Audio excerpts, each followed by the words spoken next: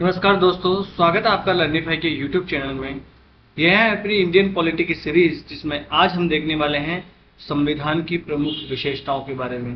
इससे पहले वाला जो लेक्चर था उसमें हमने देख लिया था कि किस प्रकार से संविधान सभा का निर्माण हुआ था, है ना, और उस संविधान सभा में कौन कौन सदस्य होते हैं, किस प्रकार से उसमें उसकी सदस्य संख्या होती है 389, बाद में 299 हो जाती है, क्योंकि जो भारत से जो लीग के सदस्य हुआ करते थे, मुस्लिम लीग के, वो जब पाकिस्तान में चले जाते हैं तो वो जब वहां यहाँ से चले जाते हैं, साथ ही साथ कुछ राजे रजवाड़े भी पाकिस्तान में शामिल हो जाते हैं।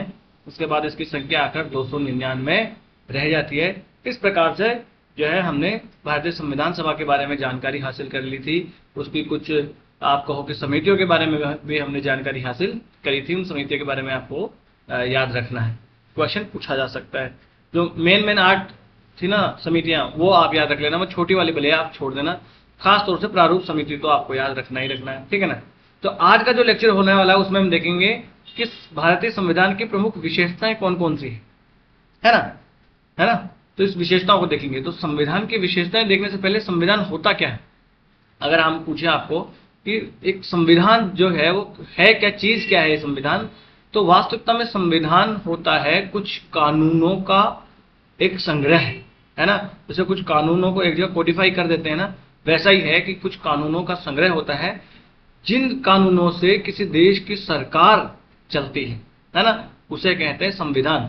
संविधान में कोई आम कानून नहीं होते हैं। जैसे संसद कोई आम कानून बनाती है, उसमें और संविधान के कानूनों में फर्क है, क्योंकि आम कानून जो है वो जनता पर शासन करने के लिए होते हैं किसी चीज से संबंधित, पर संविधान में वो वाले कानून होते हैं जो सरकार कैसे चलेगी, सरकार की शक्तियां क्या क्या होगी और सरकार बनेगी कैसे, ये सब चीजें डिसाइड करता है संविधान, है ना। भाई कोई भी अगर देश चलेगा, मान लीजिए कोई समूह है, आपकी कोई क्लास है, उस क्लास में किस प्रकार से उस क्लास का माहौल होगा, उस क्लास में शासन व्यवस्था किस प्रकार से चलेगी, कौन उस क्लास में मॉनिटर होगा, ये कौन निर्धारित करेगा, तो वो निर्धारित करेगा संविधान। और हमारे देश में मॉनिटर मतलब कौन राष्ट्रपति, कौन प्रधानमंत्री होगा, ठीक है ना। अब वो मॉनिटर अपने जो उसको शक्तियां दी गई हैं, वो शक्तियों से अगर ज्यादतियां न करें, निरंकुश ना हो जाए, इसके लिए कुछ ना कुछ उन शक्तियों पर क्या करना पड़ेगा, कुछ लिमिटेशंस भी लगानी पड़ेगी, है ना। इसे ही तो कहते हैं संवैधानिक सरकार। संवैधानिक सरकार यूपीएससी पूछ चुकी है 2 बार कि संवैधानिक सरकार क्या होती है। संवैधानिक सरकार होती है लिमिटेड सरकार जो होती है, यानी जिस सरकार को शक्तियां जो है वो सीमित मात्रा में दी गई होती है, और ये लिमिटेशन कौन लगाता है, ये संविधान ही लगाता है। अब ये सरकार कैसे चलेगी ये निर्धारित कौन करेगा, संविधान। इस सरकार को चुनेगा कौन, ये कौन निर्धारित करेगा, संविधान। कौन चुनेगा, हम भारत के नागरिक चुनेंगे, है ना, हम भारत के लोग चुनेंगे इस सरकार को, ठीक।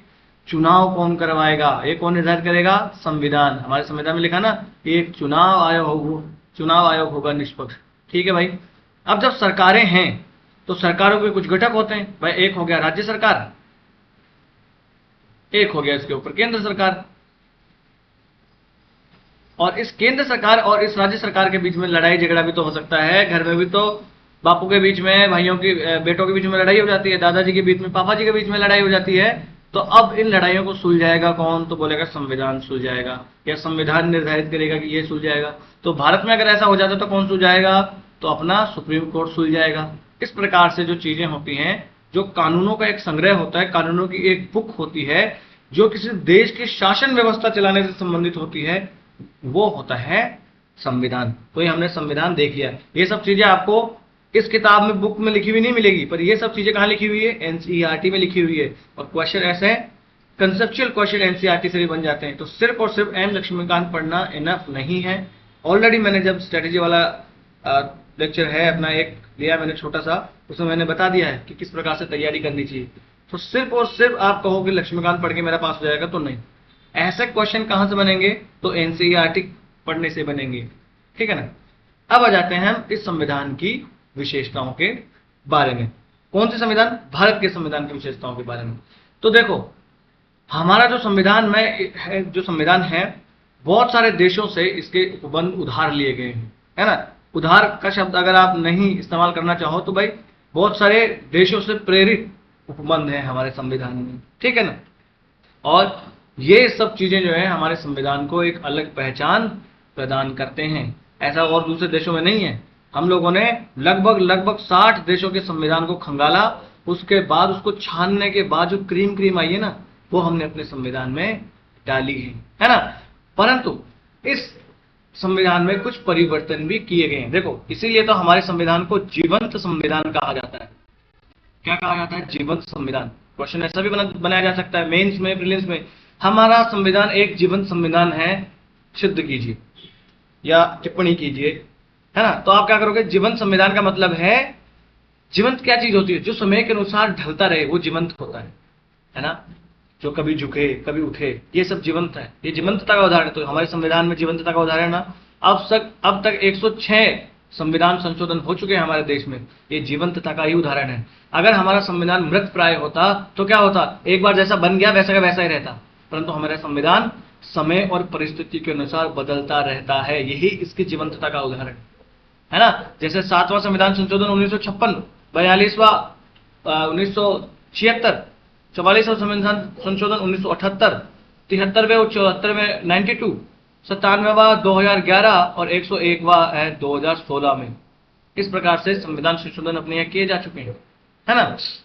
और जो ये 42वां संविधान संशोधन किया गया था, इस संविधान संशोधन के माध्यम से तो इतने सारे संशोधन किए गए कि इसे मिनी कॉन्स्टिट्यूशन की ही परिभाषा दी जाने लगी कि भाई ये संविधान संशोधन ही अपने आप में एक संविधान है। समझ रहे हैं? तो यूपीएससी में पूछा जा सकता है कि मिनी कॉन्स्टिट्यूशन जो है निम्नलिखित में से किस संविधान संशोधन को कहा जाता है? पहला संविधान संशोधन, 7वां संविधान संशोधन, 42वां, 44वां, है ना। ऐसा क्वेश्चन यूपीएससी आजकल पूछ रही है ना। हालांकि 1973 में केशवानंद भारती केस में सुप्रीम कोर्ट ने यह व्यवस्था कर दी कि संविधान के तहत संसद को 368 के तहत, अनुच्छेद 368 के तहत जो शक्ति मिली है, उस शक्ति के तहत वो भारत के संविधान के मूल ढांचे को नहीं बदल सकती, है ना। इसका मतलब समझ में आया? यानी कि अपने संविधान में एक अनुच्छेद है 368। जैसे जैसे आगे आगे बढ़ते जाएंगे इन सब के बारे में पढ़ेंगे कि संविधान का संशोधन, ये अनुच्छेद 368 क्या है, इसमें क्या क्या प्रावधान है, सारा हम पढ़ेंगे, है ना। अभी समझते जाओ। 368 अनुच्छेद में ये शक्ति दी गई है संसद को कि वो हमारे संविधान को परिवर्तित कर सकती है। परंतु परिवर्तित कर सकती है इसका मतलब ये नहीं है कि कल को जो है 400 पार हो जाए और सरकार जो चाहे वो परिवर्तित कर दे। कल को सरकार ये कह दे कि भारत में लोकतंत्र होगा नहीं, अब से देश का राजा होगा और वो राजा होंगे मोदी जी। ऐसा चाहे तो सरकार कर सकती है? नहीं कर सकती। क्यों नहीं कर सकती? क्योंकि मूल ढांचा जो है लोकतंत्र, गणराज्य, ये हमारे देश का मूल ढांचा है। तो जब मूल ढांचे को बदला ही नहीं जा सकता, है ना, क्योंकि केशवानंद भारती केस में ये कह दिया गया है 24 अप्रैल, ये डेट भी आपको याद रखनी है, 24 अप्रैल 1973 को केशवानंद भारती केस जो है इसका आपको होगी जजमेंट आया था। और जजमेंट में कह दिया गया था कि संसद के पास संविधान को संशोधित करने की शक्तियां हैं, अपार शक्तियां हैं, परंतु वो मूल ढांचे को परिवर्तित नहीं कर सकती। अब भाई मूल ढांचा होगा क्या? तो हम, यानी सुप्रीम कोर्ट ने कहा कि हम समय समय पर बताएंगे कि मूल ढांचा क्या है, और समय समय पर सुप्रीम कोर्ट बताता रहता है कि मूल ढांचा क्या है।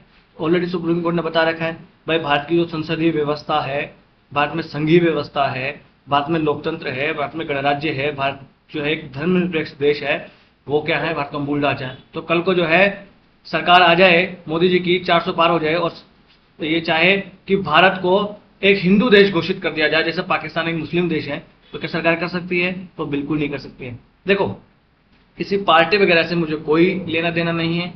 मैं ये आपको लाइव एग्जांपल आपको होगी दिन प्रतिदिन दिन के एग्जांपल इसलिए दे रहा हूं ताकि आप कनेक्ट कर पाओ, है ना। अब मैं पुराने आपको एग्जांपल देने लगूं 1960 के 70 के, तो आपको वो रेफरेंस समझ में नहीं आएगा, या फिर मैं आपको दूसरे देशों के उदाहरण देने लगूं तो वहां आपको समझ में नहीं आएगा, है ना। इसलिए मैं आप ये कंटेम्प्रेरी एग्जांपल इसलिए आपको दे रहा हूं। कल को आप में से कोई कांग्रेस का कोई भक्त हो, कोई मोदी जी का भक्त हो, तो आके मुझे गालियां देने लगे, तो ऐसा नहीं है। यूपीएससी की हम पढ़ाई कर रहे हैं, थोड़ा सा दिल और दिमाग बड़ा रख के ही हमें सोचना पड़ेगा, ठीक। अब आ जाते हैं इसकी विशेषताओं के बारे में। तो हमारा संविधान है वो विश्व का सबसे लंबा और लिखित संविधान है। देखो, लंबा तो है ही है, साथ ही साथ लिखित संविधान भी। आप कहोगे, मैं अगर आपको पूछूं कि दुनिया में कौन से ऐसे लोकतांत्रिक देश है जिनके पास संविधान है, तो आप कहोगे सर ब्रिटेन, ठीक बात है। आप कहोगे सर यूएस, ठीक बात है। परंतु ब्रिटेन में देखो कोई लिखित संविधान नहीं है। मतलब जैसे भारत में एक किताब है ना संविधान की कि ये पर्टिकुलर किताब है जिसे हम छू सकते हैं, देख सकते हैं, ऐसा कोई वहां पर कानून, ऐसा कोई संविधान नहीं है। समय समय पर जो कानून वहां पर बनाए गए हैं उन्हीं को ही वहां के संविधान की संज्ञा दे दी है, वही संविधान है। यूएस में आप कहो तो भाई यूएस तो बहुत बड़ा देश है ना, सबसे पुराना लोकतंत्र अगर कहो तो यूएस है। तो क्या यूएस का संविधान हमसे बड़ा है? नहीं। यूएस के संविधान में कितने अनुच्छेद हैं? मात्र और मात्र 7। और भारत के संविधान में कितने हैं? 395 जब बन के तैयार हुआ था, अभी तो और ज्यादा हो गए, 400 कुछ आर्टिकल्स हैं अभी। इसलिए भारत का संविधान जो है वो लिखित भी है, जैसे ब्रिटेन का लिखित नहीं है परंतु भारत का लिखित भी है। साथ ही साथ देखो अमेरिका इतना बड़ा देश, सबसे पुराना लोकतंत्र, कितने आर्टिकल? 7 आर्टिकल। अपने यहाँ देखो 395 आर्टिकल। तो सबसे बड़ा और लिखित संविधान किसका है? भारत का। तो ये भारत के संविधान की विशेषताएं हो गई है ना। देखो 395 अनुच्छेद है, 22 भाग और 8 अनुसूचियां हुआ करती थी जब हमारे संविधान को अपनाया गया था। और अब की बात अगर हम करें हाल फिलहाल की, तो 470 अनुच्छेद 25 भागों में विभक्त है। और अब अनुसूचियां कितनी हो गई? 12 अनुसूचियां। ये अनुसूचियों के बारे में हम पढ़ेंगे, एक एक अनुसूची आपको याद करनी है कि कौन से अनुसूची में क्या दिया हुआ है, किससे संबंधित प्रावधान है। ऐसे क्वेश्चन यूपीएससी और पीसीएस में पूछे जाते हैं, है ना। ठीक है साहब, ये सब चीजें हैं। अब देखो भारत के संविधान को इतना विस्तृत बनाया क्यों गया? अगर आप कहोगे कि सर अमेरिका तो इतना बड़ा देश है, वहां तो 50 राज्य हैं, हमारे यहाँ तो 28 राज्य ही हैं, फिर भी हमारा संविधान जो है इतना बड़ा क्यों? हमारा संविधान इतना बड़ा इसलिए, एक तो देखो भारत का भौगोलिक विस्तार बहुत बड़ा है ना, और भारत में विविधता बहुत ज्यादा है। अपने देश में विविधता बहुत ज्यादा है ना। और इसका ऐतिहासिक कारण क्या है? तो इसका ऐतिहासिक कारण यह है कि भारत शासन अधिनियम 1935 था ना, उसका प्रभाव देखा जा सकता है भारतीय संविधान, है ना। यानी कि आप कहो कि मैक्सिमम अपने यहां अगर प्रावधान देखें संविधान में तो वो भारत शासन अधिनियम 1935 के ही हैं। और ये 1935 का अधिनियम बहुत विस्तृत हुआ करता था। तो जिसको हमने आधार चुना वही बड़ा है, तो जिससे आधार से हमने अपना दूसरा घर बनाया है, जो संविधान बनाया है, वो भी तो बड़ा ही होगा। ठीक है साहब। अब देखो अपने देश में एकल संविधान है, अगर जम्मू कश्मीर को छोड़ दें। अब तो जम्मू कश्मीर को लेकर भी एक ही संविधान है। अब जम्मू कश्मीर का पहले अलग संविधान हुआ करता था 2019 से पहले, परंतु अब जम्मू कश्मीर को भी भारत का एक, देखिए अभिन्न अंग तो पहले भी जम्मू कश्मीर था ही, परंतु जो दो संविधान हुआ करते थे उस संविधान को अब हटा के अब सिर्फ एक संविधान रह गया है जम्मू कश्मीर का भी। तो देखो सारे राज्यों का और एक केंद्र के बीच सिर्फ एक संविधान है। अब आपको एक मजे की बात बताऊं, अमेरिका के संविधान में सिर्फ 7 अनुच्छेद है। ऐसा क्यों? क्योंकि अमेरिका में 50 राज्यों के अलग अलग 50 संविधान हैं। ये बात आपको शायद नहीं पता होगी। 50 राज्यों के अलग अलग 50 संविधान हैं, परंतु अपने देश में सिर्फ एक ही संविधान है, इसलिए हमारा संविधान सबसे बड़ा है। अगर उन 50 राज्यों के संविधान को मिला दे तो अमेरिका का संविधान बहुत बड़ा हो जाएगा, परंतु अपने देश में क्या है, ऐसा नहीं है। सारे राज्यों के लिए से संबंधित प्रावधान, यूनियन टेरिटरी से संबंधित प्रावधान, केंद्र से संबंधित प्रावधान सारे किसमें हैं? हमारे एक ही संविधान में है, इसलिए हमारा संविधान बड़ा है। अब दूसरी अगली बात, भारतीय संविधान सभा में जो कानून के विशेषज्ञ हुआ करते थे जैसे अंबेडकर साहब, इन कानून के विशेषज्ञों का प्रभुत्व हुआ करता था। मैंने ऑलरेडी आपको बताया पिछले लेक्चर में कि हमारे संविधान सभा की आलोचना किस प्रकार से होती है कि भाई ये तो वकीलों का गढ़ था। तो बिल्कुल था, इन्हीं वकीलों की वजह से हमारा संविधान इतना बड़ा बना, क्योंकि कानून के विशेषज्ञ हैं। अगर आप भी किसी चीज के विशेषज्ञ बन जाओगे ना, तो आप छोटी छोटी चीजों को भी उसमें लिखोगे, छोटी छोटी चीजों को भी आप, माइन्यूट चीजों पर भी आप जो है ध्यान दोगे। तो छोटी छोटी चीजें भी अपने यहाँ लिखी गई है, सरकार कैसे काम करेगी। आम संविधानों में क्या होता है, मोटा मोटा लिख दिया जाता है भाई सरकार के 3 अंग होंगे और इस प्रकार से जो है सरकार काम करेंगी, लोग वोट देंगे, इस प्रकार से सरकार चुन के आएंगी, और बाकी जो है तो संसदीय परंपराएं और जो संवैधानिक परंपराएं चली आ रही है उनके अनुसार काम होगा। पर नहीं, अपने देश में ऐसा नहीं लिखा गया है। अपने देश में एग्जैक्ट लिखा गया है। जैसे हम 4 दोस्त जो है तैयारी के दौरान साथ में रहा करते थे, 2 तो अभी भी साथ में रहते हैं, है ना। तो हम लोगों ने भी अपने एक संविधान बनाया था।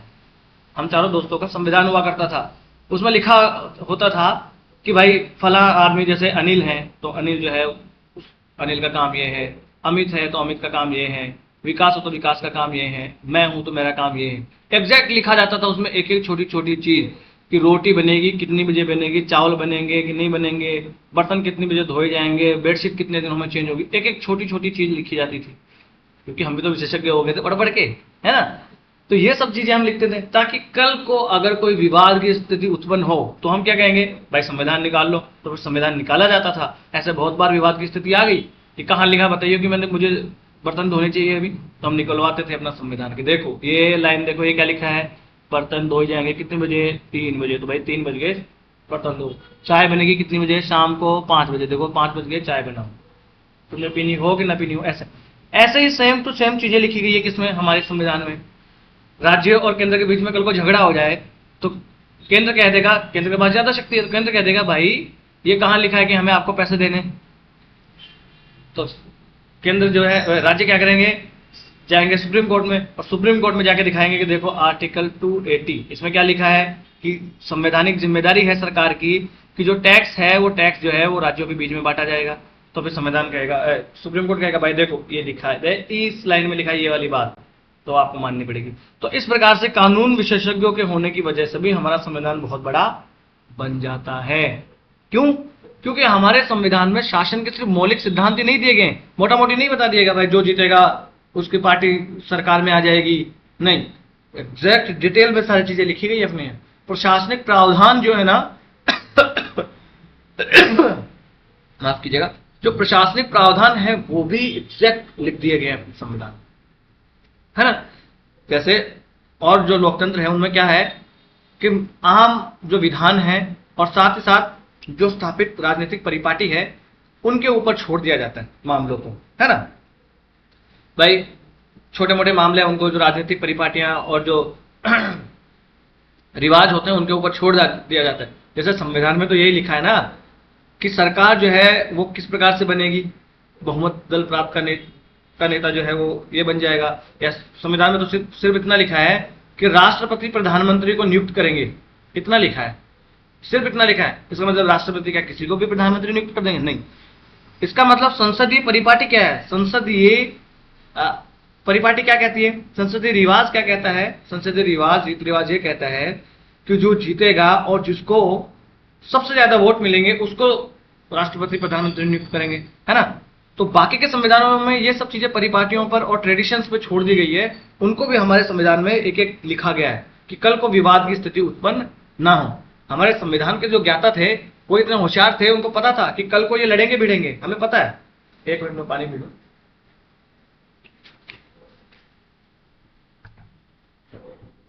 कितनी दूरदर्शिता की सोच वाले रहे होंगे कि उन्होंने पता था कि कल को ये इस बात पर लड़ सकते हैं, तो उन्होंने पहले वो बात लिख दी, है ना।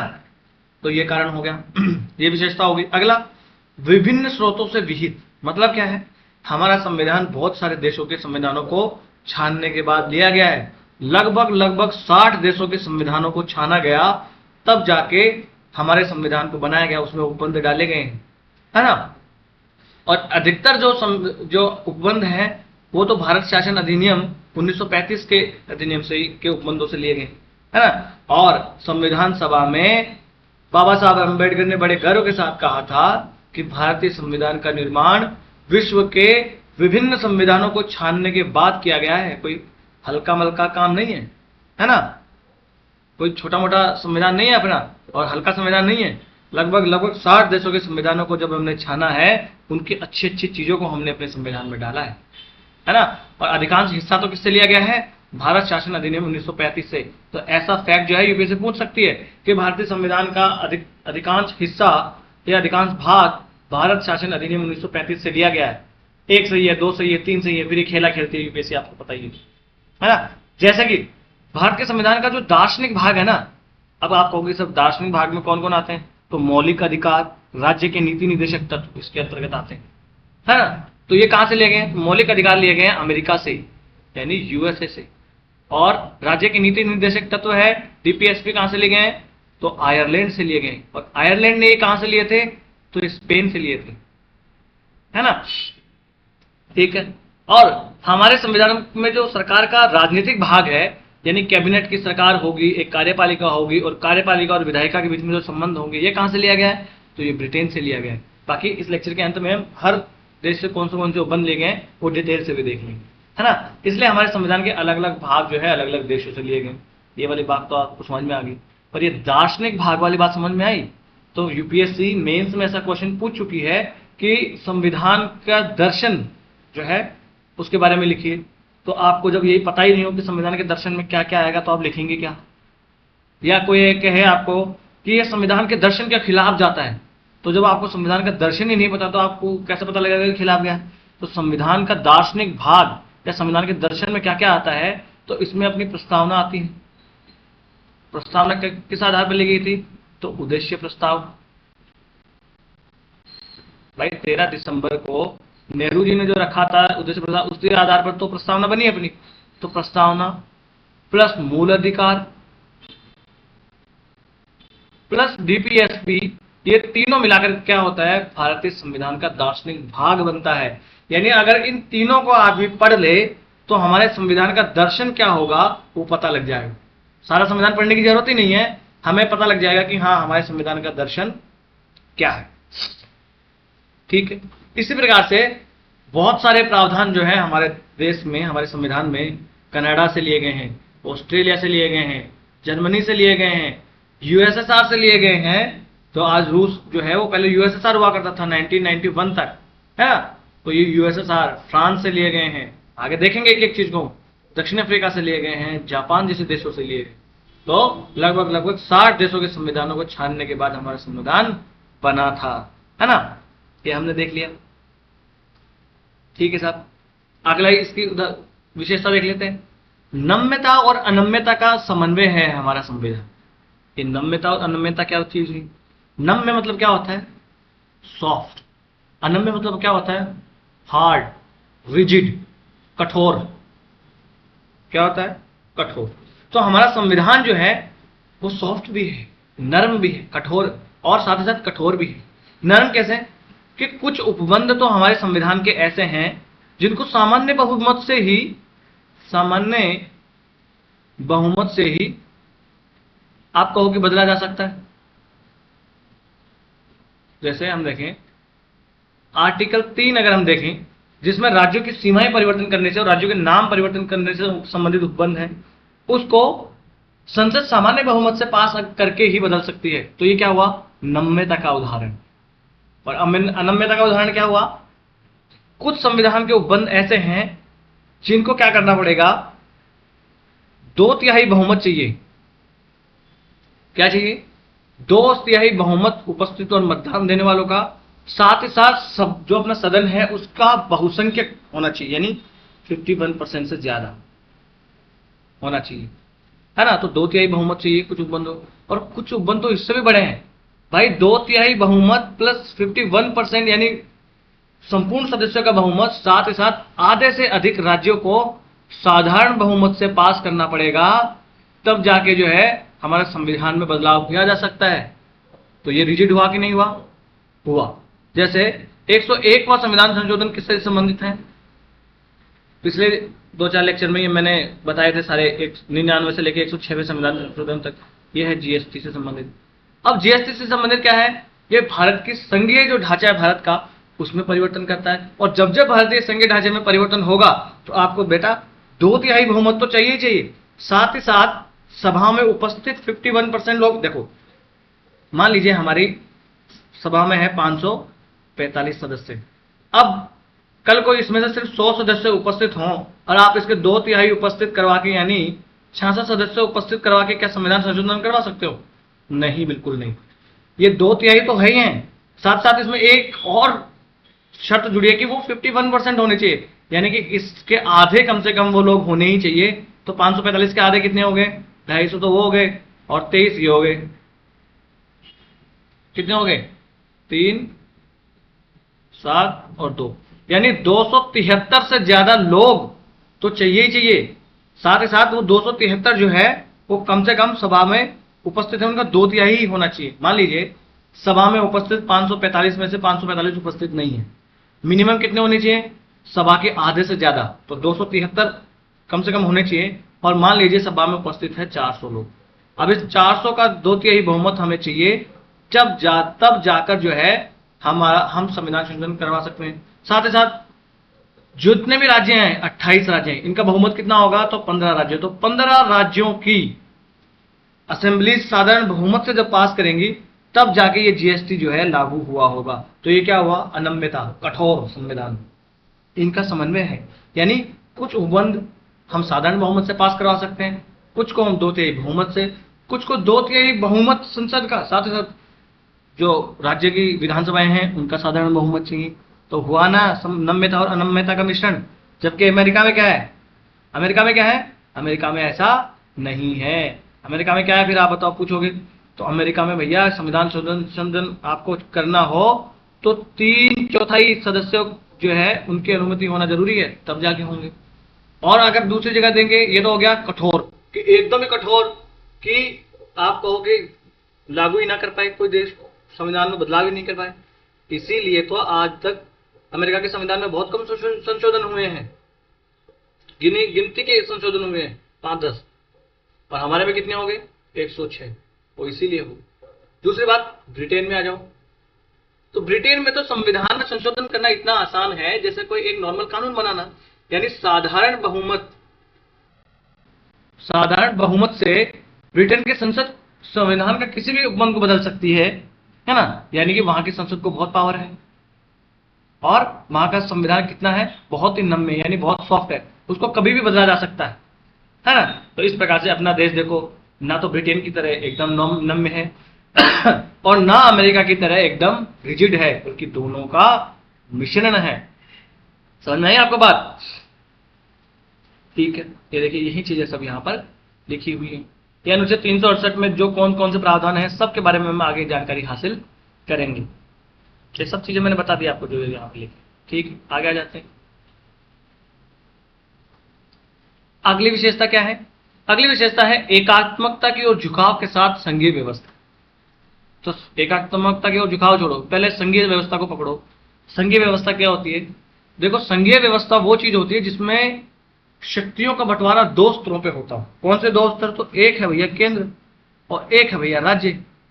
और ये राज्य केंद्र के रहमो करम पर नहीं है। जितनी शक्ति संविधान से केंद्र को प्राप्त हुई है वैसी शक्ति राज्य को भी प्राप्त हुई है संविधान से, है ना। आजकल आप न्यूज अगर देखते हो, काम की न्यूज, तो आपने देखा होगा कि कई राज्य जो है वो केंद्र के टकराव में आ जाते हैं, एकदम केंद्र के विरोध में आ जाते हैं। और केंद्र जो है उनको कहता है कि भाई हम ये पैसे जो है इधर नहीं देंगे, ये नहीं देंगे। तो राज्य क्या कहते हैं, भाई देखो पैसे आपको देने पड़ेंगे या ये वाली व्यवस्था आपको करनी पड़ेगी, क्योंकि हम आपके पपेट नहीं है। केंद्र ने हम राज्यों को नहीं बनाया है। राज्यों को किसने बनाया है? संविधान ने। और केंद्र को किसने बनाया है? संविधान ने। तो जिस चीज ने, जिस पुस्तक ने आपको क्रिएट करा ना, उसी पुस्तक ने हमें भी क्रिएट करा। यानी शक्तियों का बंटवारा 2 स्तरों पर है, एक केंद्र और एक राज्य स्तर पर। तो जब शक्तियों का बंटवारा 2 स्तरों पर होता हो उसे कहते हैं संघीय व्यवस्था।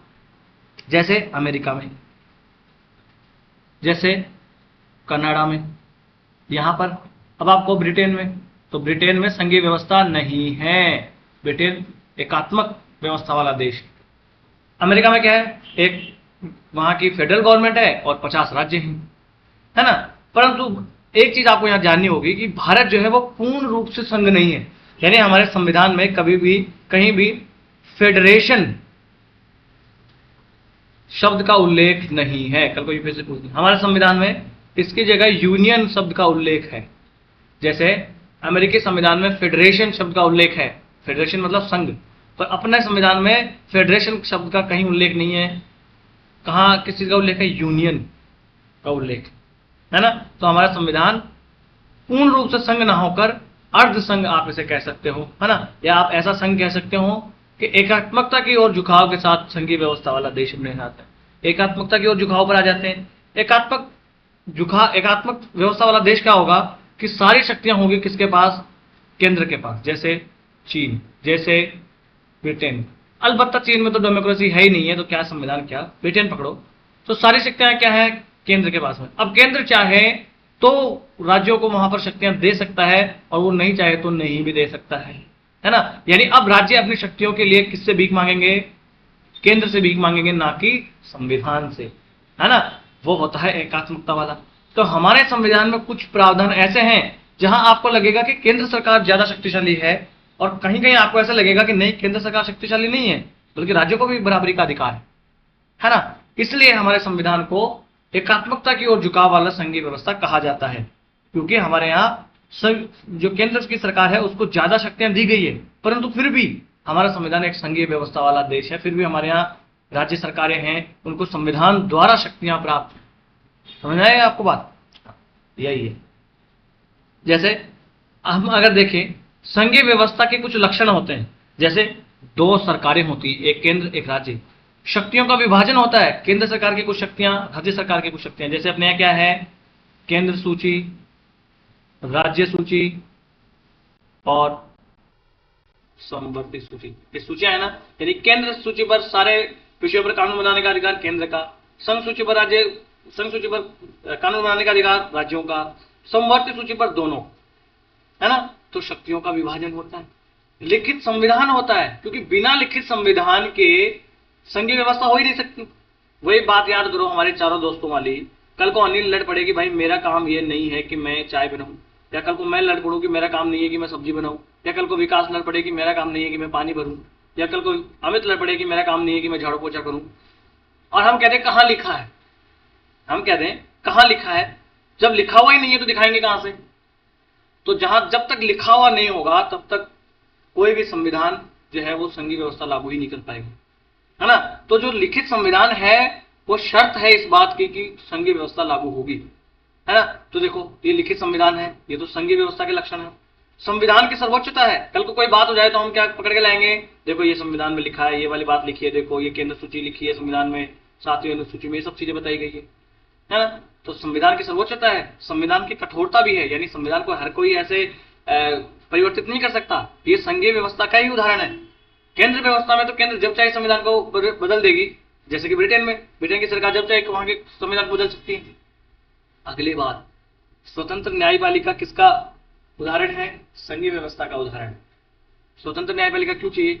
हम चारों व्यक्तियों में यहाँ लड़ाई हो गई कि भाई मैं बर्तन नहीं धोऊंगा, मैं झाड़ू पोछा नहीं करूंगा, मैं रोटी नहीं बनाऊंगा, मैं चाय नहीं बनाऊंगा, मैं सब्जी नहीं बनाऊंगा। कोई एक बंदा तो चाहिए जो ये कहे कि नहीं भाई आपको बनाना पड़ेगा क्योंकि यहाँ लिखा हुआ है।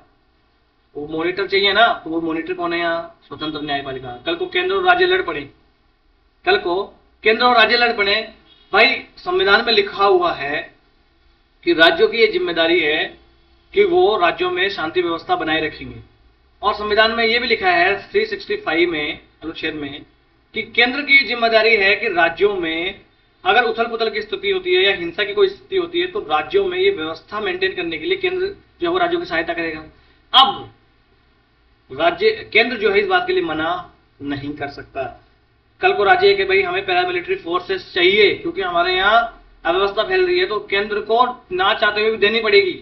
भाई केंद्र में है बीजेपी की सरकार, राज्य में मान लो जी पश्चिम बंगाल में है टीएमसी की सरकार।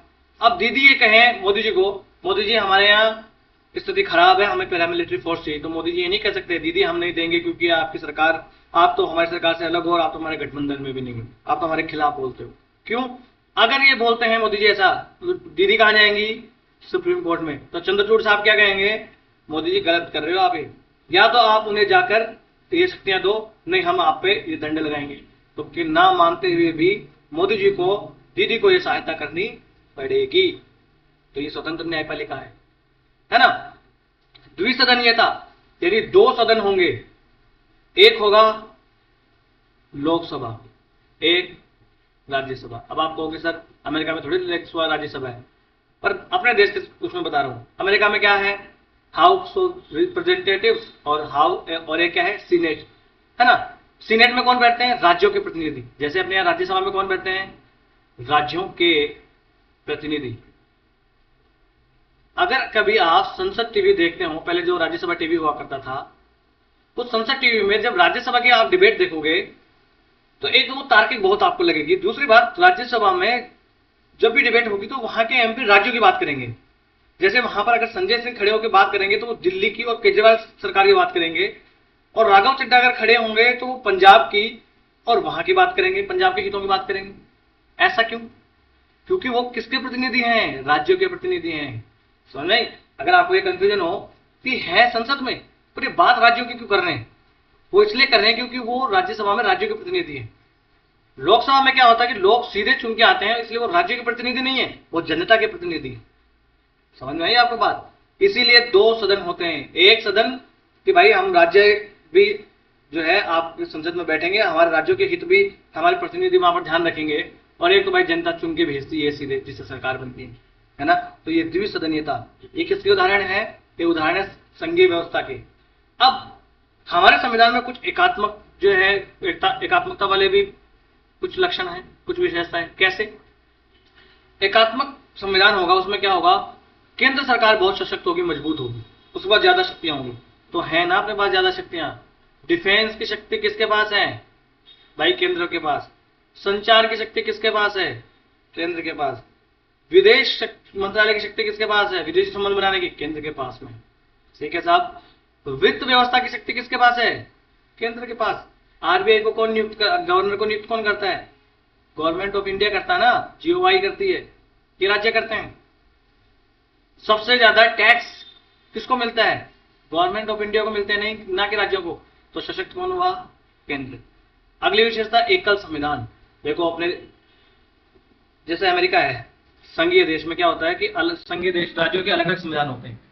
अमेरिका में 50 राज्य हैं, तो 50 के अलग अलग संविधान है, समझ रहे? तो वो एक ट्रू या एक सच्चा संघीय देश है। पर अपने देश में क्या है? एक ही संविधान है।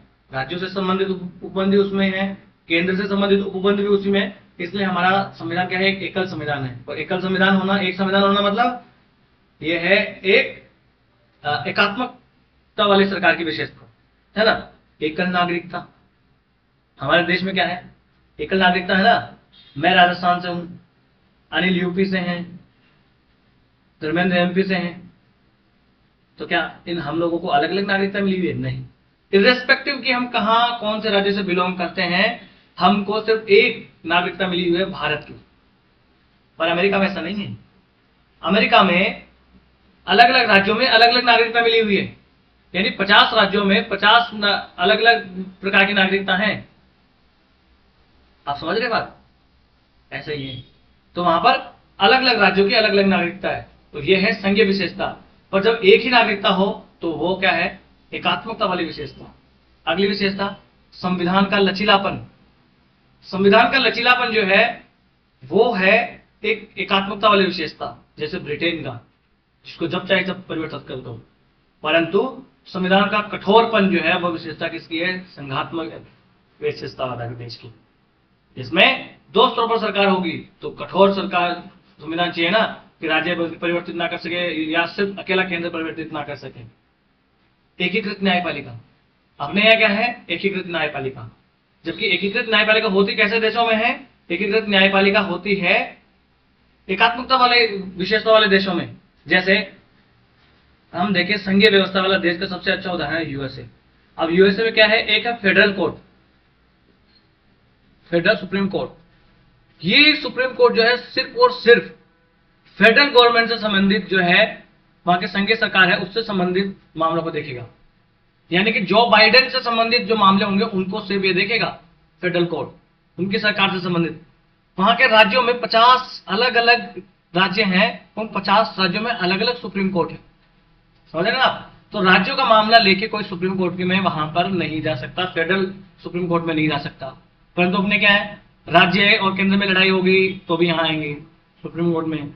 किसी को देखो अपने यहाँ क्या है? एकीकृत व्यवस्था है। जैसे नीचे है डिस्ट्रिक्ट कोर्ट, उसके ऊपर हाई कोर्ट, उसके ऊपर सुप्रीम कोर्ट, इस प्रकार है। तो डिस्ट्रिक्ट वाले की अपील हाई कोर्ट में, हाई कोर्ट वाले की अपील सुप्रीम कोर्ट में, ऐसे अपने यहाँ होती है। परंतु यहाँ अमेरिका में ऐसा नहीं होता। राज्य वाले जो है वो राज्यों का जो सुप्रीम कोर्ट है वो जाके फेडरल गवर्नमेंट के सुप्रीम कोर्ट में अपील नहीं कर सकता, है ना। तो देखो ये एकात्मक विशेषता किसकी उदाहरण है? ये एकात्मकता वाला उदाहरण है कि हमारे यहाँ एकल या एकीकृत न्यायपालिका है। केंद्र द्वारा राज्यपाल की नियुक्ति। देखो अब फेडरल गवर्नमेंट, फेडरल स्टेट की बात करें तो यूएसए को पकड़ते हैं। फिर यूएसए में हर स्टेट का एक गवर्नर होता है, और ये गवर्नर वहां का प्रेसिडेंट नियुक्त नहीं करता है, बाकी फेडरल गवर्नमेंट नियुक्त नहीं करती है, जबकि बल्कि ये गवर्नर वहां की जनता चुनती है। समझ आई आपको बात? इसलिए ये एक फेडरल स्टेट है, यानी राज्य और केंद्र दोनों अलग अलग हैं, परंतु अपने ऐसा नहीं है। हमारे राज्यपाल को कौन नियुक्त करता है? केंद्र सरकार नियुक्त करती है, राष्ट्रपति नियुक्त करते हैं राज्यपाल को। तो ये क्या हो गई? ये एकल या एकात्मकता वाली विशेषता होगी। अखिल भारतीय सेवाएं, आईएएस, आईपीएस, आईएफएस, ये क्या है? अखिल भारतीय सेवाएं हैं, यानी ऐसी सेवाएं जो केंद्र और राज्यों के लिए कॉमन है। एक आईएएस राज्य में जाके एज ए डीएम राज्यों की सेवाएं भी करता है, और जब वो केंद्र सरकार में प्रमोट होकर आता है तो वो क्या होता है? केंद्र सरकार का सचिव भी बनता है। तो एक ही व्यक्ति देखो राज्य में भी काम कर रहा है और केंद्र में भी काम कर रहा है। तो ये क्या है? अखिल भारतीय सेवाएं। इसकी टेम्पररी, इन सेवाओं में जो होते हैं इनकी टेम्पररी, इनका नियंत्रण किसके पास होगा? राज्यों के पास, परंतु अंतिम नियंत्रण किसके पास होगा? केंद्र के पास। यानी कि अगर वहां का सीएम चाहे तो भी किसी आईएएस को, किसी आईपीएस को या किसी आईएफएस ऑफिसर को नौकरी से निकाल नहीं सकता है। समझे आप बात? नौकरी से निकालेगा कौन? सिर्फ और सिर्फ राष्ट्रपति की मोहर लगे ठप्पे वाली पत्र से ही उनको निकाला जा सकता है। केंद्र सरकार से उनको निकाल सकते हैं, वो ज्यादा से ज्यादा ट्रांसफर कर सकते है ना। तो ये अखिल भारतीय सेवा। आपातकालीन प्रावधान, आपातकाल में क्या होता है? सारी की सारी शक्तियां केंद्र के पास आ जाती है, और केंद्र के पास सारी शक्तियां होना एकात्मकता का जो है लक्षण है। इसलिए आपातकालीन प्रावधान भी एकात्मकता का लक्षण है। अमेरिका में ऐसा कोई आपातकालीन प्रावधान नहीं पाया जाता कि जैसे हमारा संविधान जो है आपातकाल लागू हुआ और सारी शक्तियां केंद्र के पास आ गई, ऐसा कोई प्रावधान वहां नहीं है। वहां पर हर स्थिति में केंद्र की अलग विशेष संघीय विषय, वो वहां के संघ की यानी फेडरेशन जो है वहां का फेडरेशन, उसकी अलग आप कहो कि फेडरल गवर्नमेंट की अलग शक्तियां हैं और वहां के राज्यों की अलग शक्तियां हैं, है ना।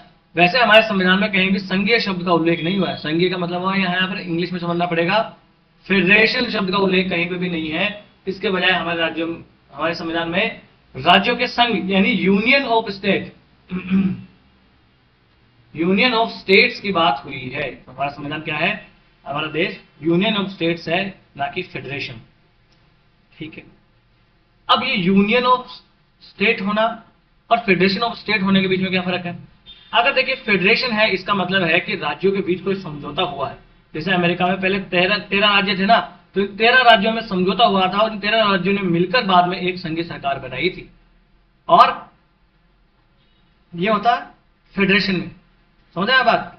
तो हमारे देश में ऐसा कोई, भारतीय संघ के जो राज्य हैं, वो हमारा जो संघ है वो राज्यों और केंद्र के बीच में कोई समझौते का परिणाम नहीं है। यदि बहुत सारे राज्यों ने मिलकर कोई संघ नहीं बनाया, बल्कि संविधान ने खुद हमारे देश में संघ को बनाया है। दूसरा, हमारे देश में राज्य को संघ से अलग होने का अधिकार नहीं है। ऐसे राज्य वहां के संघ से अलग होने का अधिकार तो अमेरिका में भी नहीं है। समझ रहे ना? हमारे राज्यों को संघ से अलग होने का अधिकार नहीं है। कल को कह दे, ममता दीदी कह दे कि भैया हमें तो मोदी जी अच्छे नहीं लग रहे, तो हम अपना पश्चिम बंगाल अलग देश बना ले रहे हैं। नहीं कर सकते। यहां तक कि वो अपने राज्य का नाम भी अपनी मर्जी से परिवर्तित नहीं कर सकते, अपने राज्य की सीमाएं भी अपनी मर्जी से परिवर्तित नहीं कर सकते। परंतु हमारे देश में संसद ऐसा कर सकती है, और अकेली अपनी मर्जी से कर सकती है कि वो कल को पश्चिम बंगाल नाम का राज्य बदलकर वहां उसका नाम कुछ और कर दे, है ना। जैसे आजकल नाम परिवर्तित कर रहे हैं योगी जी मोदी, कल का वो कुछ उसका नाम कर दे, है ना। तो हमारी केंद्र सरकार चाहे तो ऐसा कर सकती है। हमारे केंद्र सरकार चाहे तो राज्यों का विलोप भी कर सकती है। कैसे? जम्मू एंड कश्मीर एक राज्य था, इसका विलोप कर दिया गया, अब ये एक यूटी बन गया। परंतु क्या अमेरिका की सरकार ऐसा कर सकती है? नहीं कर सकती। इसलिए हमारे देश को विभाज्य राज्यों का अविभाज्य संघ कहा गया है। क्या कहा गया है? विभाज्य राज्यों का अविभाज्य संघ। ऐसा सेगमेंट भी पूछा जा सकता, मतलब राज्य हमारे विभाजित किए जा सकते हैं। भाई आंध्र प्रदेश से तेलंगाना बन गया, यूपी से उत्तराखंड बन गया, बिहार से झारखंड बना दिया गया, और एमपी से छत्तीसगढ़ बना दिया गया। तो ये राज्य तो विभाजित हो गए ना। कल को 2 या 2 से अधिक राज्यों को मिलाकर एक राज्य बनाया जा सकता है ना। ऐसा भी तो हो सकता है। तो ये विभाज्य राज्य का संघ है। परंतु अमेरिका क्या है? अविभाज्य राज्यों का अविभाज्य संघ, यानी वहां की सरकार चाहकर भी राज्यों को विभाजित नहीं कर सकती है। 50 राज्य हैं तो 50 के 50 रहेंगे। कल वहां की सरकार जो है 2 राज्यों को मिलाकर एक राज्य बना दे, ऐसा नहीं कर सकती है। ठीक है साहब। अगला आ जाते हैं सरकार का संसदीय रूप। हमारे देश में सरकार का संसदीय रूप अपनाया गया है, यह हमारे देश के संविधान की विशेषता है। अब ये संसदीय रूप में क्या होता है, देखो पूरी दुनिया में दो तरीके की सरकार होती है मुख्य मुख्यतः, हालांकि होती तो 3-4 प्रकार की है, ये अध्यक्षात्मक व्यवस्था भी 2-3 प्रकार की होती है, पर मोटा मोटी समझे तो दो प्रकार की सरकारें होती हैं। एक सरकार क्या होती है, एक होती है अध्यक्षात्मक, एक होती है संसदीय। इस अध्यक्षात्मक सरकार में क्या होगा कि सरकार का जो मुखिया होगा और देश का मुखिया होगा वो एक ही व्यक्ति होगा। नहीं समझ में आया? अध्यक्षात्मक व्यवस्था वाली सरकार का उदाहरण है यूएसए। तो देखो यूएसए का प्रेसिडेंट वहां की सरकार का भी मुखिया है और वहां के देश का भी मुखिया है, परंतु संसदीय व्यवस्था में ऐसा नहीं होता है। संसदीय व्यवस्था में सरकार का मुखिया अलग होता है और देश का मुखिया अलग होता है। देश का मुखिया क्या है, राष्ट्रपति मुर्मू जी अभी हैं, और सरकार का मुखिया कौन है, मोदी जी हैं। तो दो अलग अलग व्यक्ति हुए ना। अध्यक्षात्मक व्यवस्था में वास्तविक शक्तियां और नाममात्र की शक्तियां, ऐसा कुछ नहीं होता है। सारी शक्तियां सिर्फ एक आदमी के पास, जो बाइडेन के पास। अब परंतु संसदीय व्यवस्था में नाममात्र की शक्तियां द्रौपदी मुर्मू के पास है और वास्तविक शक्तियां मोदी जी के पास है। मतलब वास्तविक और नाममात्र की शक्तियां अलग अलग होती हैं।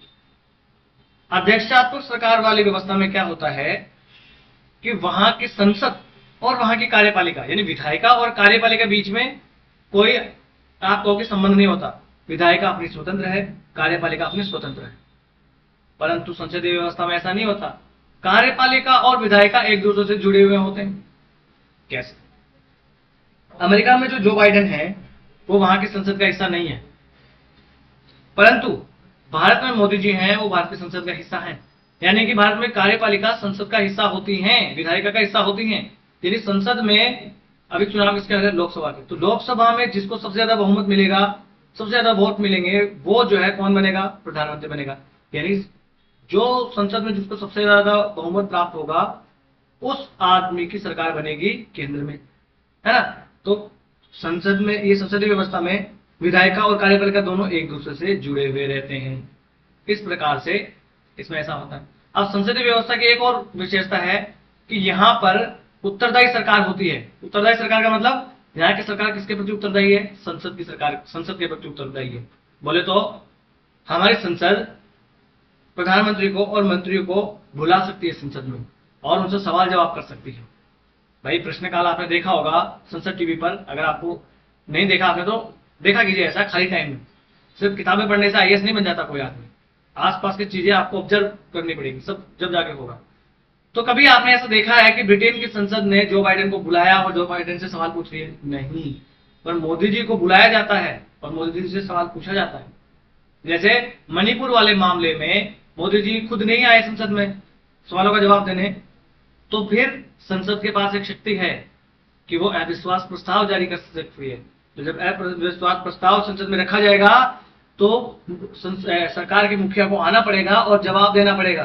तो इसी बहाने मोदी जी संसद में तो आए और सरकार से पूछा गया। हालांकि जवाब मोदी जी ने नहीं दिया क्योंकि वो सबसे बहादुर है देश के, वो जवाब नहीं देते। ये अच्छी बात नहीं है, गलत बात है। एक देश में सरकार जो है वो जवाबदेही होनी चाहिए लोगों के प्रति, और लोगों को भक्त नहीं बनना चाहिए, चाहे वो सरकार किसी की भी हो।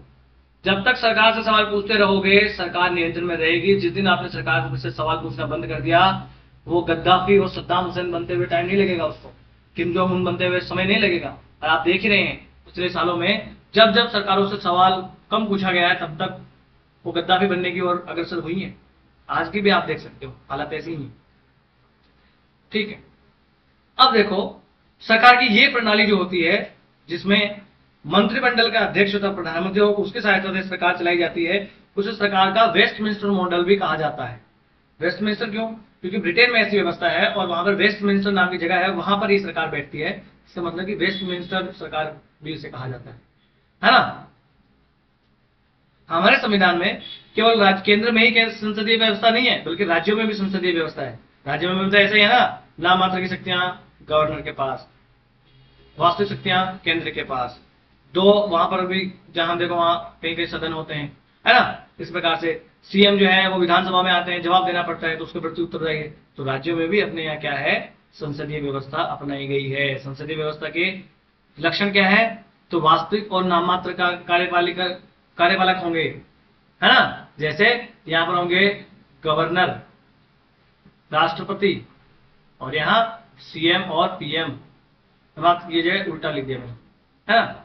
बहुमत वाले दल की सरकार, भाई जिस दल को या जिस दल के गठबंधन को सबसे ज्यादा वोट मिलेंगे, मत मिलेंगे, सबसे ज्यादा नहीं, सबसे ज्यादा जिसके सदस्य होंगे उसको जो है अपने यहाँ सरकार मिलेगी। विधायिका के समक्ष कार्यपालिका की संयुक्त जवाबदेही है, यानी कार्यपालिका आएगी और मोदी जी को आके संसद में मणिपुर का जवाब देना पड़ेगा। कल को मोदी जी की जगह कोई और प्रधानमंत्री बनता है तो उसको भी आके संसद में ये वाले जवाब देना पड़ेगा, और देना ही चाहिए। और विधायिका में मंत्रियों की सदस्यता, अपने देश में कोई भी ऐसा व्यक्ति जो संसद का सदस्य नहीं है वो मंत्री नहीं बन सकता। हालांकि इससे संबंधित एक उपबंध है जो कि संविधान में पहले नहीं दिया गया था, पर बाद में ये ऐड कर दिया गया, क्या कि 6 महीने तक ऐसा व्यक्ति जो 6 महीने तक ऐसा व्यक्ति जो मंत्री, जो विधायिका का सदस्य नहीं है, वो 6 महीने तक मंत्री रह सकता है। इन 6 महीने के अंदर अंदर उनको किसी न किसी सदन की सदस्यता लेनी पड़ेगी, चाहे राज्यसभा की, चाहे राज्यसभा की, या चाहे लोकसभा की, है ना। परंतु क्या अमेरिका में ऐसा है? अमेरिका में ये सब ऐसा नहीं है। जो बाइडेन जिसको चाहे उसको अपना सेक्रेटरी बना सकते हैं, वहां पर मंत्री को सेक्रेटरी कहते हैं। टोनी ब्लिंकन को बना लिया अपना मंत्री, अपना सेक्रेटरी, भाई आप विदेश विभाग देखोगे इसमें, है ना। तो इस प्रकार से वो जो चाहे उसको अपना मंत्री बना सकता है। कोई उसकी ये बाध्यता नहीं है कि वो वहां की सीनेट का या वहां की हाउस ऑफ रिप्रेजेंटेटिव का सदस्य होना चाहिए। प्रधानमंत्री और मुख्यमंत्री का नेतृत्व, भाई केंद्र में प्रधानमंत्री और राज्यों में मुख्यमंत्री नेतृत्व करते हैं। निचले सदन का विघटन होना, ये भी हमारे इसका उदाहरण है।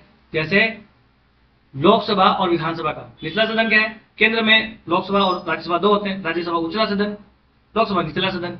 केंद्र में राज्यों में जहां पर 2 सदन होते हैं, 7 राज्यों में ऐसा है, शायद सब 6 राज्यों में रह गया क्योंकि जम्मू कश्मीर तो हट ही गया है ना। तो वहां पर विधानसभा और विधान परिषद जहां पे हो, तो विधानसभा का विघटन हो सकता है, राज्यसभा का और विधान परिषद का विघटन नहीं किया जा सकता। तो ये इस प्रकार से हमने ये देख लिया, ठीक है ना।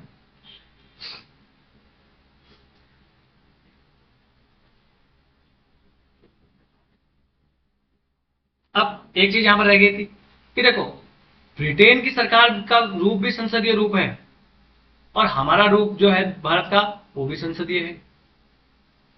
तो फिर क्या ब्रिटेन की संसदीय रूप में हमारा संसदीय रूप दोनों बराबर है? बिल्कुल बराबर नहीं है। क्यों बराबर नहीं है?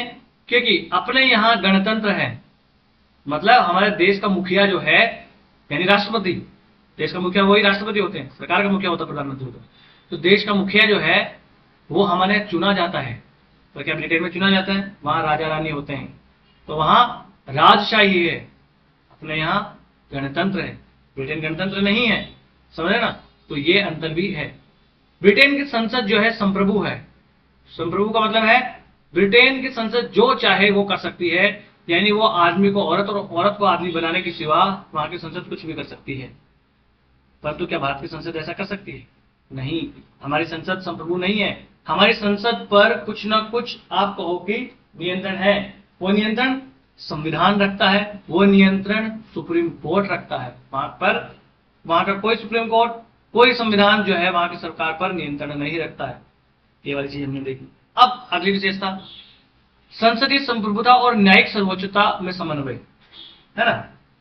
तो 2 प्रकार की प्रणाली, एक होता है जहां पर न्यायिक सर्वोच्चता होती है, जैसे यूएसए। यूएसए में क्या है? न्यायिक सर्वोच्चता। एक होता है ब्रिटेन। ब्रिटेन में क्या है? वहां के ब्रिटेन की संसद जो है संप्रभु है, अभी जो मैंने बताया, संप्रभु संसद, यानी वहां की संसद जो है वही बात, महिला को पुरुष और पुरुष को महिला बनाने के सिवा कुछ भी कर सकती है। वहां का कोई कोर्ट, वहां का कोई संविधान उसको रोक नहीं सकता। परंतु यूएसए में क्या है? यूएसए में ऐसा है कि वहां की का सुप्रीम कोर्ट जो है उसको बहुत सारे अधिकार दिया गया है ना। यानी वहां पर सिर्फ विधि द्वारा स्थापित प्रक्रिया नहीं है, विधि की विधिवत प्रक्रिया वहां पर दी गई है। समझ में आया आपको बात?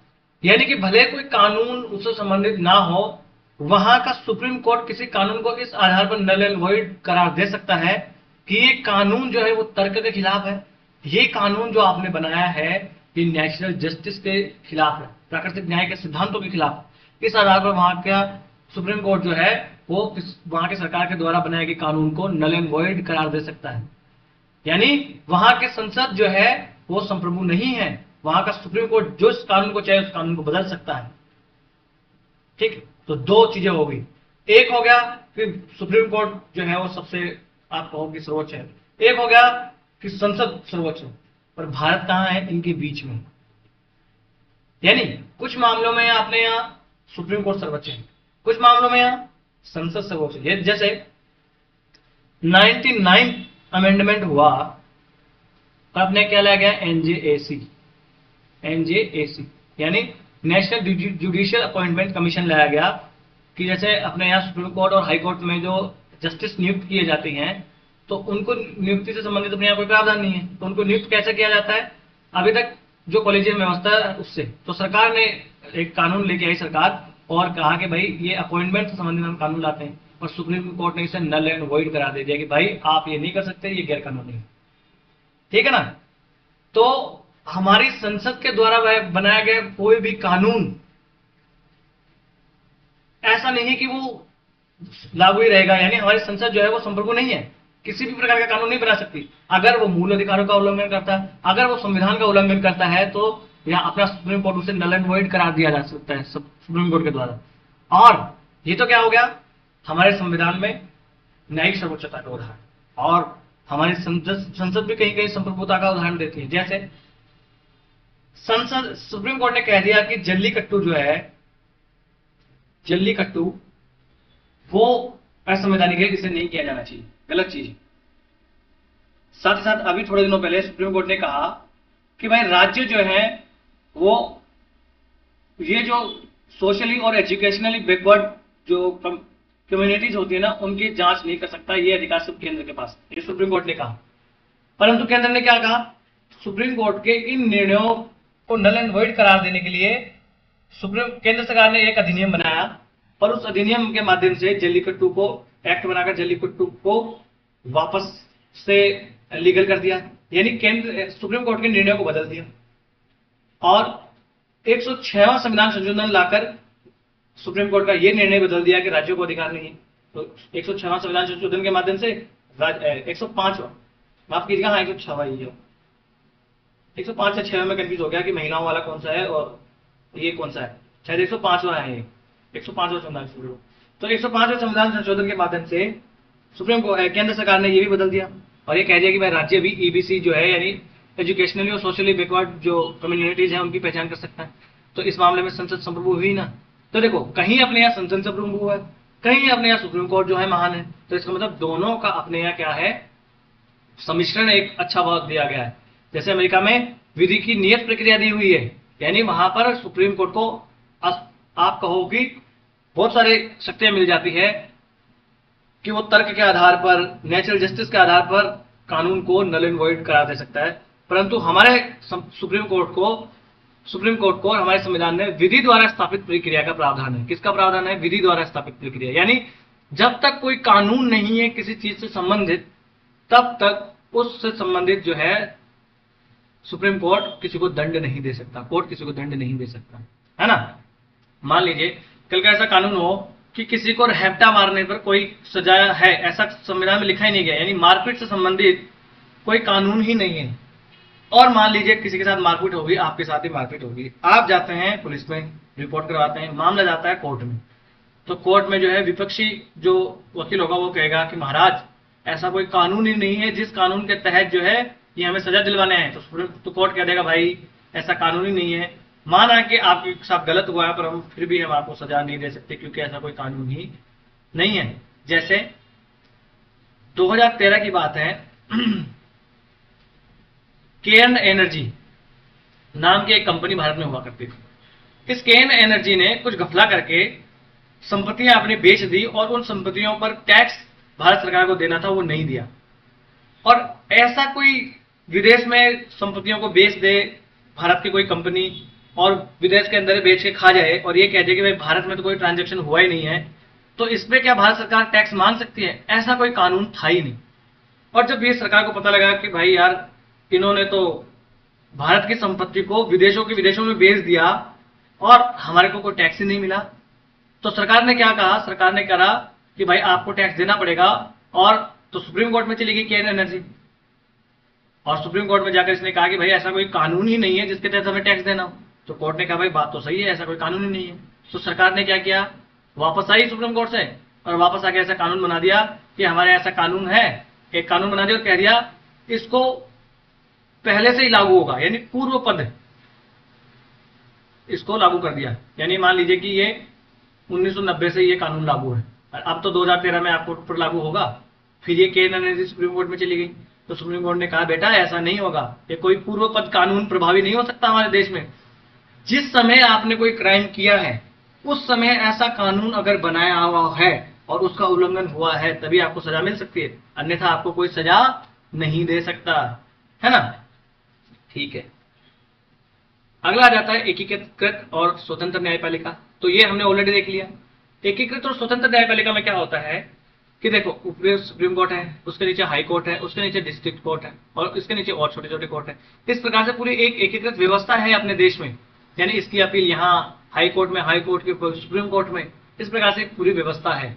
तो ये जो है हमारे संविधान की एक विशेषता है। ठीक है, साथ ही साथ हमारे संविधान में क्या है, हमारे संविधान में स्वतंत्र न्यायपालिका की व्यवस्था है और न्यायपालिका को हमारे नागरिकों की मूल अधिकारों की रक्षा की गारंटर कहा गया है। यानी हमारे संविधान का रक्षक कौन है, तो सुप्रीम कोर्ट। कल को कोई बात होती है तो सुप्रीम कोर्ट कहेगा हम आपका ये कानून इसलिए रद्द कर रहे हैं क्योंकि ये संविधान के खिलाफ है। और तो सरकार कहेगी भाई तुम कौन होते हो सरकार संविधान की रक्षा करने वाले, तो ये सुप्रीम कोर्ट कहेगा भाई देखो हम संविधान के रक्षक हैं इसलिए हमारी ये जिम्मेदारी है। और नागरिकों के मूल अधिकारों की गारंटर कौन है, कौन गारंटी देता है, सुप्रीम कोर्ट देता है कि हम बैठे हैं आपके मूल अधिकारों के साथ कोई गलत नहीं होगा। ठीक है ना। हमारा न्यायपालिका जो है हमारी वो स्वतंत्र है। कैसे, क्योंकि हमारे न्यायाधीशों के कार्यकाल की उन्हें सुरक्षा है, यानी एक बार नियुक्त होने के बाद उनको हटाया नहीं जा सकता। नॉर्मली न्यायाधीशों के लिए निर्धारित सेवा शर्तें हैं, यानी एक बार नियुक्त हो गया तो उनकी सेवा शर्तों में परिवर्तन नहीं किया जा सकता कि सरकार के खिलाफ दे दिया, मोदी जी के खिलाफ दे दिया कि भाई चुनावी चंदा वाला ये घपला है, संवैधानिक उल्लंघन है, घोटाला हुआ है, तो कल को मोदी जी कहेगी नहीं भाई चंद्रचूड़ साहब आपने गलत किया है, अब हम आपको कल से सैलरी नहीं देंगे, आपको जो गाड़ी मिली है वो ले लेंगे, आपको बंगला मिला वो ले लेंगे। ऐसा नहीं कर सकती सही। अगर ऐसा करने लगे तो क्या सुप्रीम कोर्ट निष्पक्ष रह पाएगा? भाई अगर गाड़ी ले लोगे, तुम सब ले लोगे तो सर वो काम कैसे करेगा?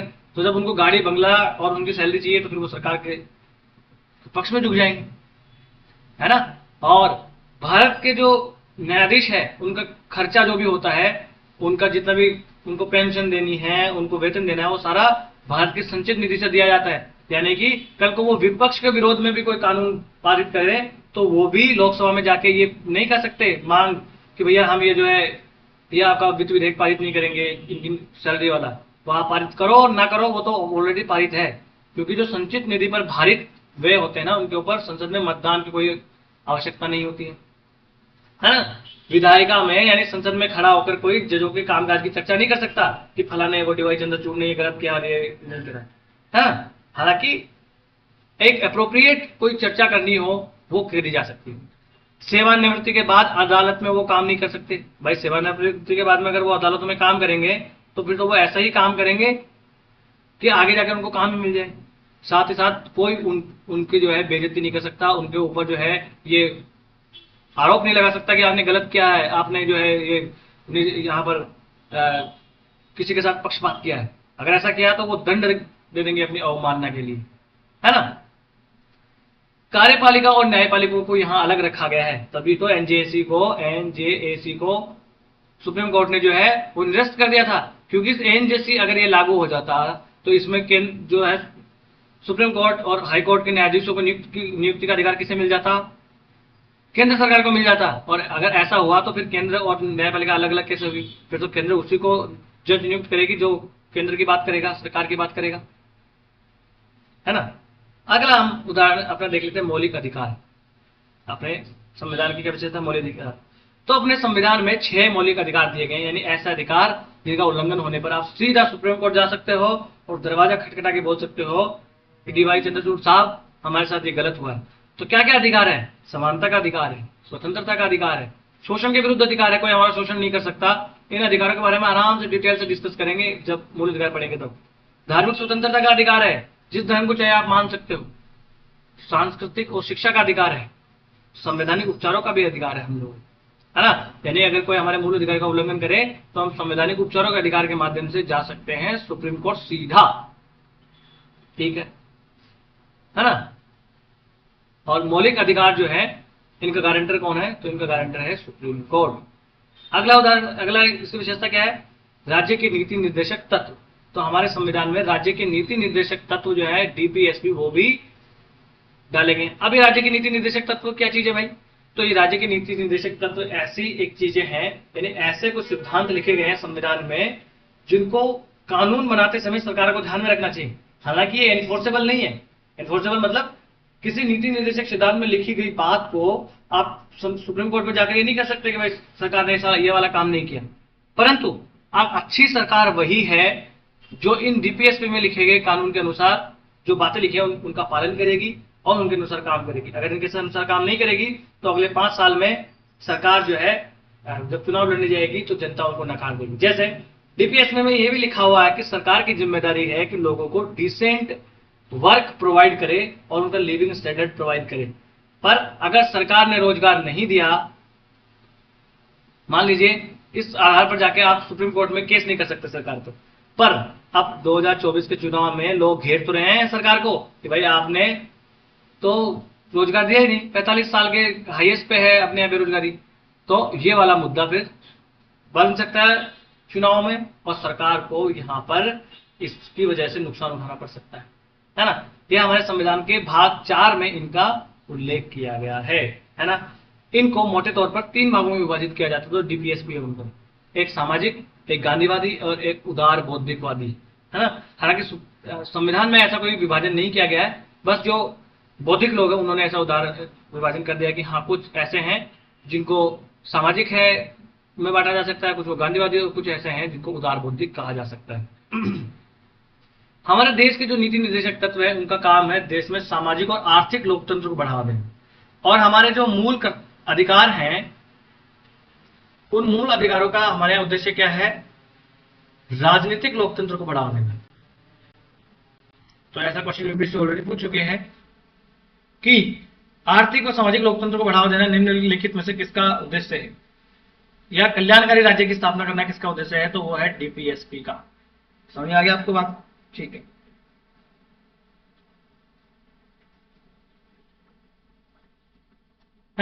जैसे 1980 में मिनर्वा मिल्स मामले में, ये सब मामले आप आगे चल के डिटेल से पढ़ेंगे। मिनर्वा मिल्स मामले में सुप्रीम कोर्ट ने कहा था कि भारतीय संविधान की जो नींव है ना, वो मौलिक अधिकार और जो डीपीएसपी अपने नीति निर्देशक सिद्धांत है इनके संतुलन पर रखी गई है। यानी कोई एक दूसरे से ऊपर नहीं है, बल्कि दोनों जो है वो संतुलन में ही है। कोई किसी के आप कहो कि एक दूसरे के बदले इस्तेमाल नहीं है, बल्कि ये दोनों मिलकर काम करेंगे तभी सरकार अच्छा काम कर सकती है। ऐसे इसी प्रकार हमारे संविधान में मौलिक कर्तव्य का भी उल्लेख है। हालांकि मूल संविधान में मौलिक कर्तव्य नहीं थे, पर 42वें संविधान संशोधन के माध्यम से 1976 में ये इमरजेंसी के दौरान जब आपातकाल लगा था, आपातकाल के टाइम पे इंदिरा गांधी की सरकार में ये जो है मौलिक कर्तव्य जोड़े जाते हैं। और कौन सी समिति की सिफारिश पर? तो स्वर्ण सिंह समिति की सिफारिश पर जो है ये मौलिक कर्तव्य जोड़े जाते हैं। और ये मौलिक कर्तव्य कहां से लिए गए हैं? तो यूएसएसआर के संविधान से लिए गए हैं। ऐसे मौलिक कर्तव्य जो है वो यूएसएसआर के संविधान में शामिल किए गए हैं, है ना। भारत के कौन से भाग में संविधान के? तो भाग 4A में। भाग 4 में क्या है? डीपीएसपी। और इस 4A में है मौलिक कर्तव्य। ठीक है। इनके बारे में डिटेल से हम आगे डिस्कस करेंगे, है ना। एक है हमारा देश जो है एक धर्मनिरपेक्ष राज्य है।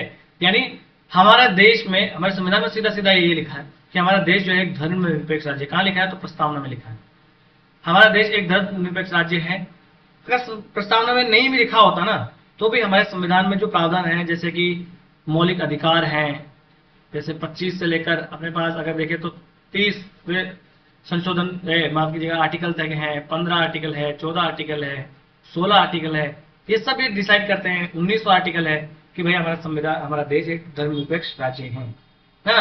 अब देखो, हालांकि मूल संविधान की जो प्रस्तावना में धर्मनिरपेक्ष या जो पंथ निरपेक्ष शब्द है ना, वो नहीं था, परंतु 42वें संविधान संशोधन 1976 के माध्यम से पंथ निरपेक्ष शब्द जोड़ दिया गया है। हालांकि जोड़ा नहीं भी जाता तो भी हमारा देश तो एक पंथ निरपेक्ष या धर्मनिरपेक्ष देश ही है। यहाँ के नागरिकों को अपनी प्रकार की आस्था के हिसाब से पूजा अर्चना, विश्वास करने की, जिस भगवान को मानने उसको मानने की स्वतंत्रता है। कोई ऐसा भी है अपने धर्म को बढ़ाने के लिए संगठन बनाने की सब प्रकार की स्वतंत्रता है। क्या पाकिस्तान में ऐसा है? नहीं है। आप, वो एक मुस्लिम देश है, वहां पर आप जाके कहोगे हमें मंदिर में जाके पूजा करने का अधिकार है, तो नहीं है, क्योंकि वो एक मुस्लिम देश है। आप हिंदू देश नहीं है वो, या धर्मनिरपेक्ष देश नहीं है ना। ये देखिए सारे आर्टिकल, ये 14, 15 सब डिस्कस करेंगे। आर्टिकल 14, 15 इनमें धार्मिक आधार पर भेदभाव नहीं किया गया।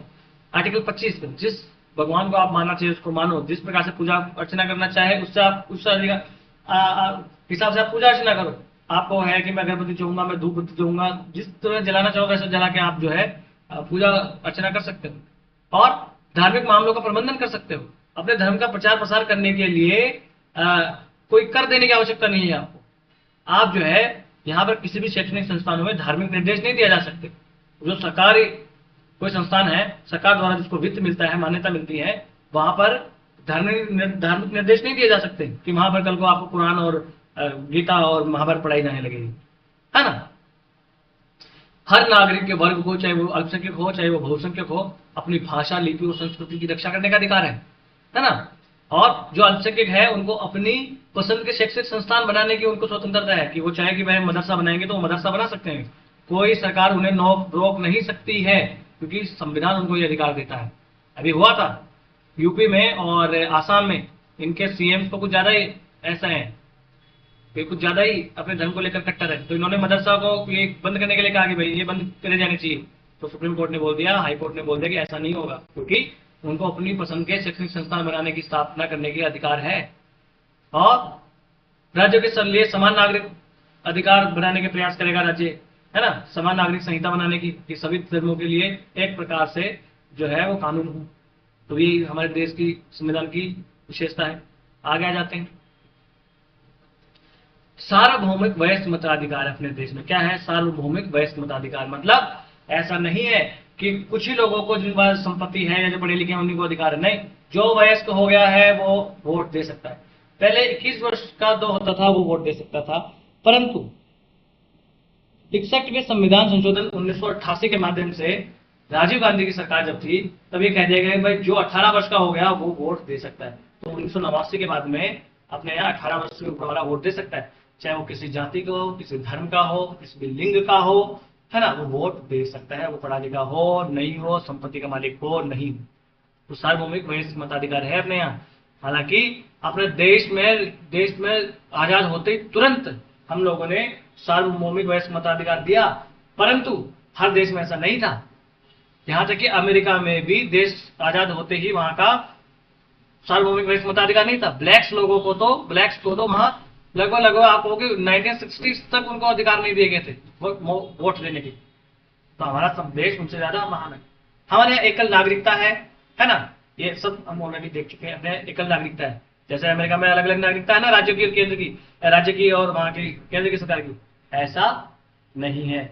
और साथ ही साथ अपने यहाँ कुछ स्वतंत्र निकायों की भी व्यवस्था है। स्वतंत्र निकाय बोले तो जैसे अपने यहाँ संविधान विधायिका बताता है, कार्यपालिका बताता है और केंद्र और राज्य सरकारें बताता है, न्यायिक अंग उपलब्ध करवाता है, परंतु कुछ स्वतंत्र निकाय भी उपलब्ध करवाता है। जैसे भाई भारत के राष्ट्रपति का चुनाव, राज्य की विधानसभाओं का चुनाव, संसद का चुनाव ये कौन करेगा? तो क्या होगा, कौन करेगा? तो भाई हमारा चुनाव आयोग करेगा। कौन करेगा? चुनाव आयोग करेगा। तो ये क्या है? स्वतंत्र निकाय है। तो ऐसा स्वतंत्र निकाय दिया गया है। और भारत का नियंत्रक और महालेखा परीक्षक कैग, ये एक स्वतंत्र निकाय की व्यवस्था हमारे संविधान में की गई है। और स्वतंत्र निकाय कौन से हैं? और स्वतंत्र निकाय क्या आ गया? संघ लोक सेवा आयोग अपने यहाँ दिया गया है, जो अखिल भारतीय सेवाओं जो है उनकी परीक्षा और भर्ती आयोजन करवाता है ना। ऐसे ही राज्य लोक सेवा आयोग भी है ना। ठीक है साहब। अब कुछ ना कुछ आपातकालीन प्रावधान भी अपने संविधान में दिए गए हैं, यानी कि नॉर्मल क्या होता है भाई, अपने यहाँ संघीय संविधान है तो सामान्यतः क्या होगा, केंद्र और राज्य के बीच में शक्तियां बटी होगी। परंतु आपातकाल में अपने यहाँ वैसे उपबंध है कि उन आपातकाल की स्थिति में ये जो सामान्य शक्तियों का विभाजन है ये हट जाता है और सारी शक्तियां केंद्र के हाथों में आ जाती है। ऐसे 3 प्रकार के आपातकाल होते हैं। आगे हम जब आपातकाल वाला चैप्टर पढ़ेंगे तो ये डिटेल से पढ़ेंगे। ऐसे 3 आपातकाल होते हैं। एक होता है अनुच्छेद 352 में, ये कब लागू किया जाता है, युद्ध, आक्रमण और सशस्त्र विद्रोह हो जाता है, तब ऐसा आपातकाल लागू किया जाता है जिसे राष्ट्रीय आपातकाल कहा जाता है। दूसरा आपातकाल जिसे राष्ट्रपति शासन कहते हैं, ये कब होता है जब राज्यों में संवैधानिक तंत्र विफल हो जाता है, अनुच्छेद 356 के अनुसार और अनुच्छेद 365 के अनुसार, जब राज्य केंद्र के निर्देशों का पालन करने से मना कर दे या पालन करने में असफल हो जाए तो भी राज्य में आपातकाल लगाया जा सकता है। ये सब डिटेल से आगे डिस्कस करेंगे, है ना। एक होता वित्तीय आपातकाल। वित्तीय आपातकाल मतलब जब हमारे देश की वित्तीय स्थिरता और हमारी साख जो है वो संकट में पड़ जाए, तब ऐसी स्थिति एक बार हुई अपने देश में 1991 में। बीओपी क्राइसिस आने वाले थे, है ना, पर एक बार भी अपने देश में वित्तीय आपातकाल लागू नहीं किया गया। बाकी दोनों आपातकाल तो लागू किए जा चुके ऑलरेडी, है ना। अब एक विशेषता अपने संविधान की क्या है कि अपने त्रिस्तरीय सरकार है। त्रिस्तरीय सरकार मतलब एक केंद्र में होगी, एक राज्य का स्तर हो गया और एक अपना हो गया स्थानीय सरकार, जहां पर पंचायतें और नगर पालिकाएं हैं। क्या है, पंचायतें प्लस नगर पालिकाएं। ये हमारे संविधान में लागू किया गया 73वें और 74वें संविधान संशोधन के माध्यम से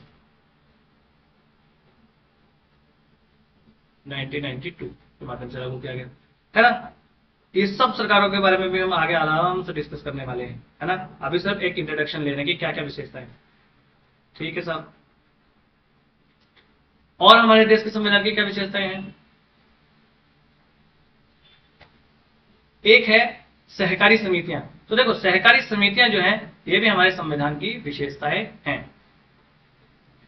कैसे, तो हमारे संविधान में सहकारी समितियां बनाने का अधिकार भी नागरिकों को दिया गया है। हालांकि मूल संविधान में ये अधिकार नहीं हुआ करता था, परंतु 97वां संविधान संशोधन अधिनियम 2011, कौन सा,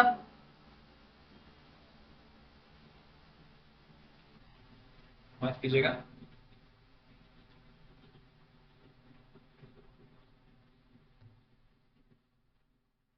कौन सा, 97वां संविधान संशोधन अधिनियम 2011 के माध्यम से यह अधिकार दे दिया गया है और संविधान में नया भाग जोड़ दिया गया, भाग 9B, वो जोड़कर जो है हमारे देश में ये लागू कर दिया गया। ठीक है साहब, और क्या किया गया, और क्या हमारे देश के संविधान की विशेषताएं हैं, आगे आ जाते हैं।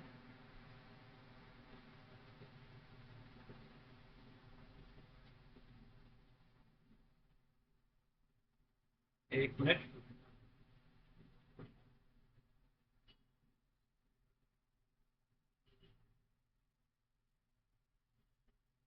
ठीक है।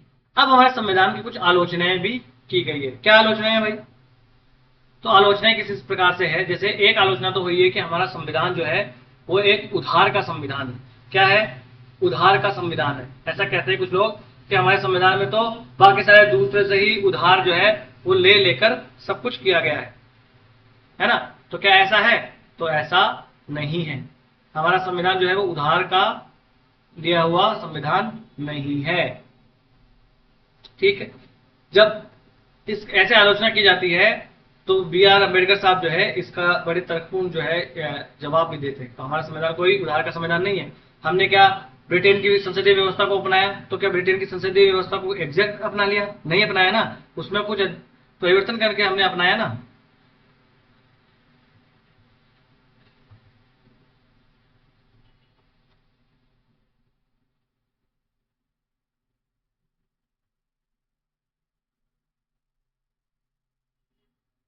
माफ कीजिएगा,